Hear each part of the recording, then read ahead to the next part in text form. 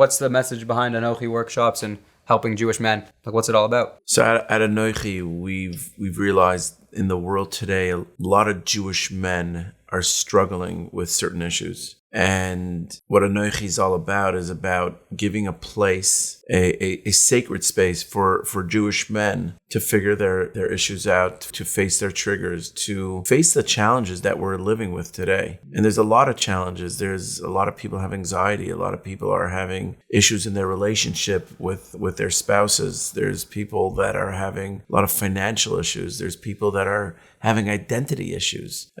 People are really asking questions these days. Who am I? I was brought up a certain way, and what's the truth? And people are looking for this. And at Anochi, we're giving people the dignity of finding themselves, of finding ways and tools in how to deal with their anxiety and how they could go home and be an amazing husband, an amazing father. And we help them find it inside themselves. So what does that look like in reality? Like, what's the guy like before and after Anochi? I could say for myself, I used to fight with my wife a lot. Like, we could go many nights in a row where we got into big disagreements. And today, I don't remember the last time we got into a disagreement. Yes, we have. We have. When I say disagreement, I mean like a fight where we were upset at each other. Wow. We have disagreements, obviously, because we're humans and we have different opinions, but we respect each other. We really respect what we each bring to the table. And I've seen it with a lot of people that have come to the workshop. One story that's coming to mind, I got a phone call from somebody. And he says, I want to come on your workshop. And I said to him, why would you want to come on my workshop? He says, because I don't know what my neighbor's doing, but whatever he's doing, he's transformed his life and I want to come on the workshop. Oh, wow. But how did it make you stop fighting with your wife so much? Like, what changed? So what, yeah, good question. What the workshop has given me is tools on how to deal with my emotions. So a trigger, when I get triggered by someone, that's triggering an emotion inside of me. By having the tools and practicing these tools on a regular basis, it's helped me get over certain triggers. So now there's less things in life that trigger me. So it used to be when my wife would say anything to me, it would trigger me. So now that I've worked through that and those things don't trigger me, for example, if she says to me, hey, could you stay home tonight while I go out with my friends? It used to be a trigger. And the trigger was, what about me? You don't care about me. I'm a nothing and you're just using me. But today, I'm not triggered by that. So my wife asked that, I see it for what it is. And of course she should go spend time with friends. She has the right to do that, just like I have the right to do that. And she needs to do that. As a woman, she needs to go and recharge with women. As a man, I need to go and recharge with men. So what the workshop has helped me do is not only give me the tools to get over these triggers, but also to help me make better distinctions in life and to see life for what it is and not through the lenses of my triggers. Man. Limiting beliefs and my traumas. And that's like a great ad for Anochi workshops. If you want to get rid of your triggers, you won't be triggered by them anymore. There's a lot of people have anxiety. I think the world has more anxiety today than the world has ever had historically. Damn.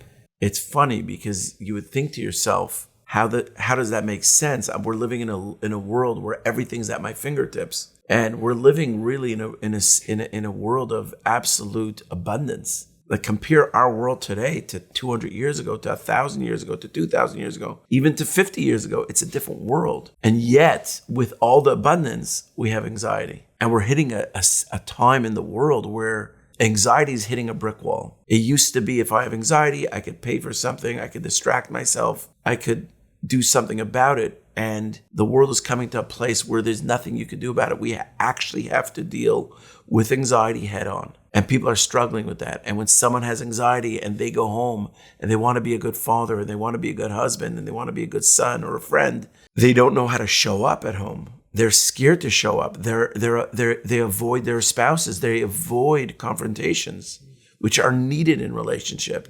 And what we do and what I've learned for myself and what it has done in my life, which has absolutely transformed my life, whereas I'm not afraid of confrontations. I'm much less afraid of feeling my feelings. And there are many times where I'm feeling anxious, even till today, where I'm okay feeling anxious. And why do I do that? Because I want to be with the anxiety. I want to be with it and get comfortable with it and know it and not be afraid of it, because feelings are part of who we are. Feelings have such a gift to give. And I think what people need to find out, and it's not just something I could tell you an answer overnight, but people need to understand how to harness those feelings, because those feelings are gifts. Anxiety is a huge gift, and people don't know how to process the anxiety. People don't know how to show up at home and be a good husband. And that's where the struggle is. That's really where the struggle is. Because if you had a home to go to, if you had a place where you loved going home and you loved talking to your wife and your wife loved talking to you and you were in relationship, you would take on the world. There's nothing that could stop you. You're powerful. It's a very powerful place to be. And that's something that I resonate with a lot. Dealing with anxiety and relationship, that to me is probably my two biggest passions in life. So there are three reasons why people come to a workshop. It's marital. There's something stuck in the relationship. There's resentment. There's anger. There's fear. People are struggling with their emotions. They don't know how to deal with their anger. They don't know how to deal with their anxiety. They don't know how to deal with their sadness. And the third reason why people come to the workshop is they want more from life. There's more that they want, and they're looking for tools. They're looking for something more. And I think, to me, that third reason is the best reason to come, because it actually encapsulates the first two reasons also. I'm looking for more is a real drive that I've always had in life. I want more. When I started these workshops, when I started going to these workshops, there's something that really clicked into my brain. I am not settling to live the life that I was living. I wasn't happy. And I told myself, I am changing my life. We are changing our lives. And my wife and I went through a lot of struggles and a lot of pain, and we still deal with things, and we've just gotten stronger and stronger from it. And the workshop has really helped me navigate all these struggles. Well, I'm looking forward to attending one day. You actually wanted me to come to one. Yes. Yeah. Which of the three things, I guess not the marriage. We get hurt in relationship. There was an expectation. My father was supposed to show up. My mother was supposed to be there for me. And when they weren't, or they screamed at me, or they punished me, or they didn't, I was wounded. There was a wound. If I was wounded in relationship, then I need to heal in relationship. And what happens is, as we grow up in life and we become a teenager and we're single, we don't have attachments. We don't have a wife to come home to. A lot of the stuff that I need to work on won't show up yet, because there's nothing mirroring back to me and nothing reminding me, hey, there's stuff that I need to work on. But when I get into relationship, when I get into a marriage, the partner, my wife, will start mirroring back to me what I need to work on. It will automatically show up in relationship.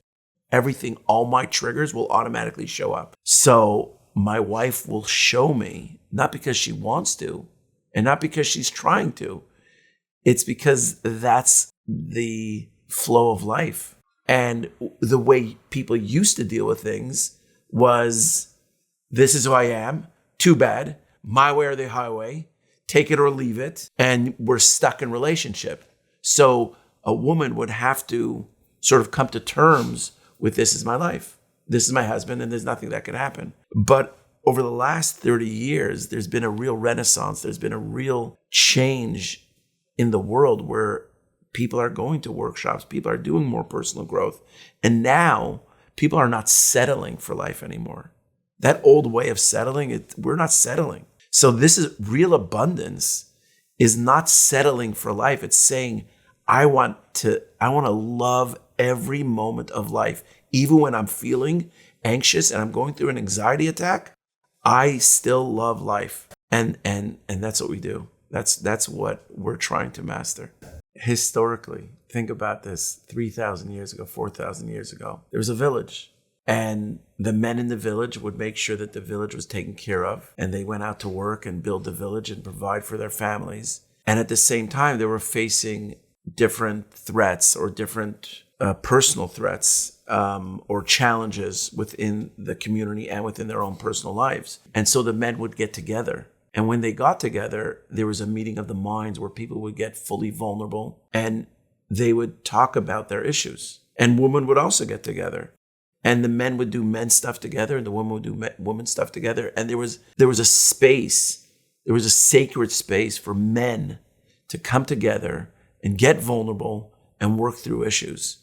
And that sacred circle has been lost in time, where people don't work through things. And it's not therapy per se. It could be very therapeutic. And what we do on a workshop is we create that sacred space for men to be men. You know, I think the definition of what we've made of men over the last 100 years has really been changed and twisted into what a man really. The definition of a man is that he's a vulnerable person. The definition of a man is that he's sensitive and caring and loving. That's what a man is. Think about it. A man needs to make sure his family is safe. Well, how is a man supposed to make sure his family is safe if he's not sensitive and loving and caring and he could smile? Yeah, well, men are people, so they have to be all those things. They have to be all those things. And at the same time, they also need to go out into the world, and they sometimes need to put on angry faces and tough faces because they need to protect their families. Sometimes they need to go to war. So the men live in two worlds. They live in this world where they need to shut down their sensitivity and be war machines or protectors or safety people. And then they need to go home and be a different face and different personality to the family. And that's something that men need to learn together in how to achieve that balance. Yeah. What is that balance? How do I show up to the world? And how do I show up to my family? And how could I do both? So men need a space. And it's a very, very masculine and powerful thing for men to get together in a circle and open up and talk about our challenges. Because when I talk about my challenges, and I talk about how I'm struggling with my anxiety, or I'm talking about how I'm struggling with my finances, or I'm talking about how I'm struggling in my relationship with my wife, and men can hold space for me and show me and literally hold space for me to learn the tools and how to get through these things. That's such a sacred experience, not just for me, but for the people in the circle. Because now they can learn from that experience. Like,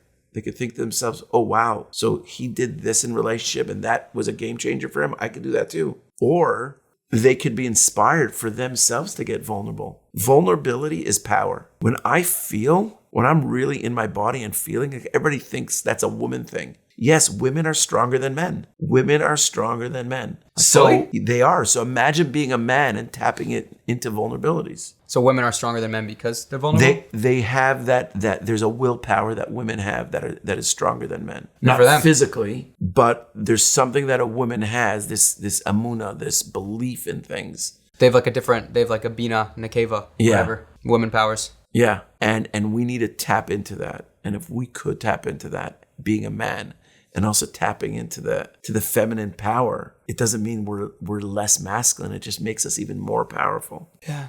I have a mentor that says that most sicknesses in the world, people getting colds, people getting cancer, God forbid, people having all sorts of illnesses, is because of trapped emotions. The world is figuring out a way how to start letting go of these trapped emotions, which could actually help you physically. And men, and Jewish men in particular, we have things. We've been brought up in communities where the community told us we have to be a certain way. We've had teachers and we have had people in our lives that have not necessarily been great mentors to us. So we have struggles because we put our trust into them. Now that I'm grown up, I'm a man now, I'm married now, we're struggling with things. Men are struggling with in their relationship. Married men are looking at pornography.